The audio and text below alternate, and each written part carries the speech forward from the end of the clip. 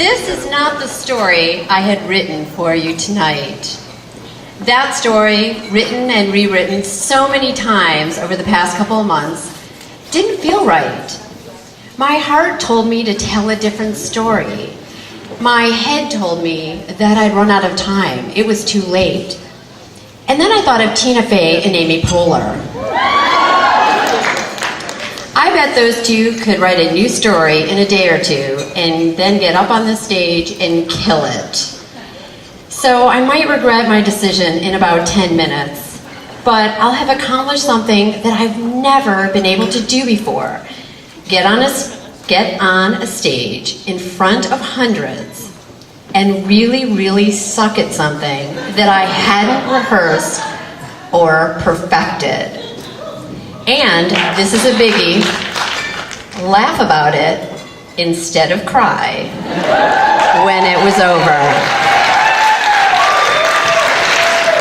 So if anyone sees me after the show and I'm not laughing, go ahead and punch me. You have my permission. Growing up in my father's world was tough. He considered himself smarter than everyone. You know him.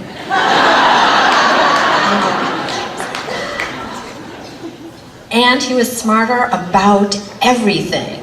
He lived in a world of black and white, and he demanded perfection from everyone.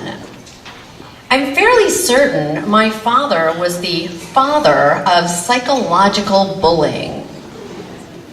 My siblings figured out early on that there was no winning my father's game of perfection. My brother bowed out, and my sister spent her youth coming up with rebellious ways to piss him off. A biggie when my sister joined the U.S. Army. My tiny, blonde-haired, blue-eyed, Jewish sister from the North Shore. My father disowned her shortly thereafter. But I just couldn't do either of those things. I wanted to be perfect for my father. If you weren't perfect in my father's eyes, he didn't love you. And if you veered too far from perfection, he punished you with his silence. Thus began my life of perfection. I failed miserably at my attempt to become a musical prodigy as a violinist, so I became a figure skater instead. Talk about perfection. Back in the day when I first started skating, there was something called compulsory figures. A skater would stand on a clean sheet of ice in front of 3 judges and create figure eights, or serpentines, of various complexities. The judges would then walk on to the finished figure to inspect the print.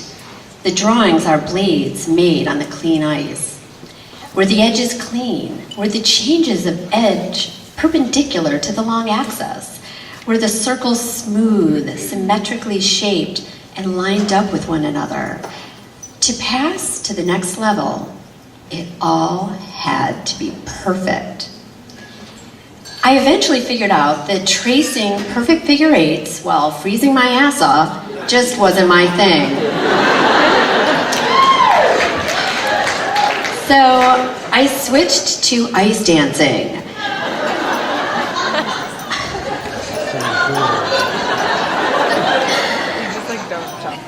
There's so much to say on that one.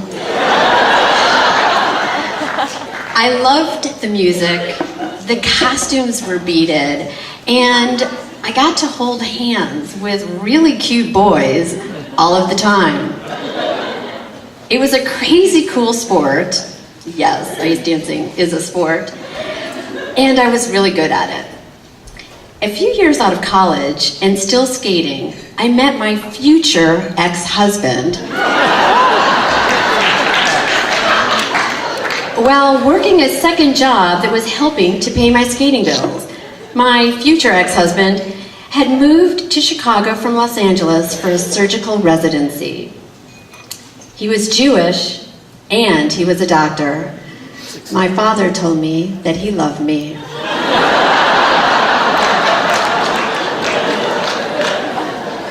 But here's the thing about perfection.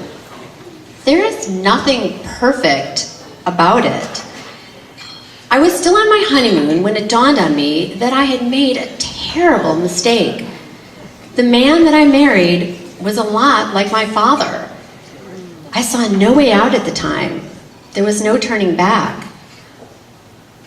So after the honeymoon, I moved to Los Angeles with my new husband and sank my teeth into my new role as the perfect doctor's wife and learned firsthand about depression.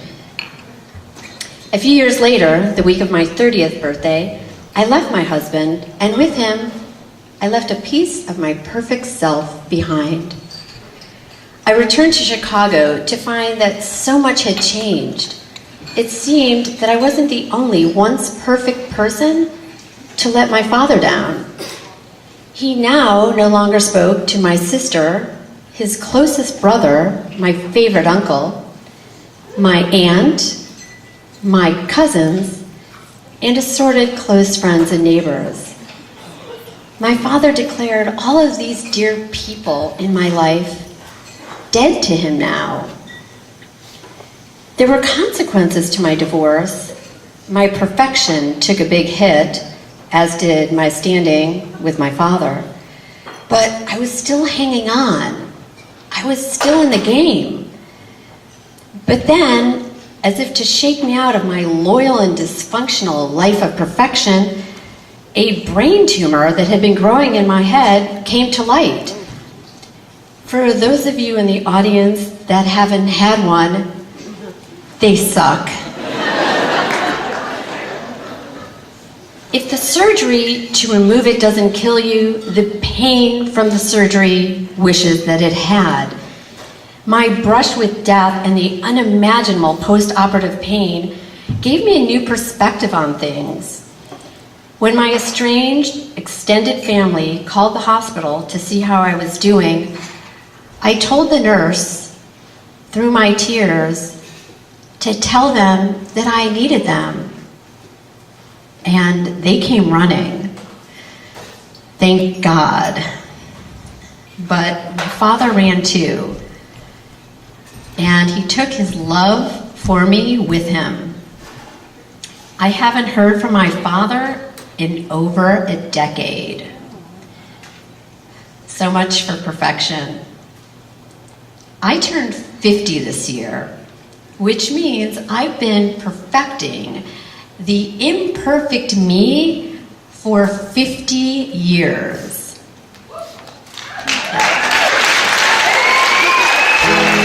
So I think it's time to celebrate. It's not too late. Thank you.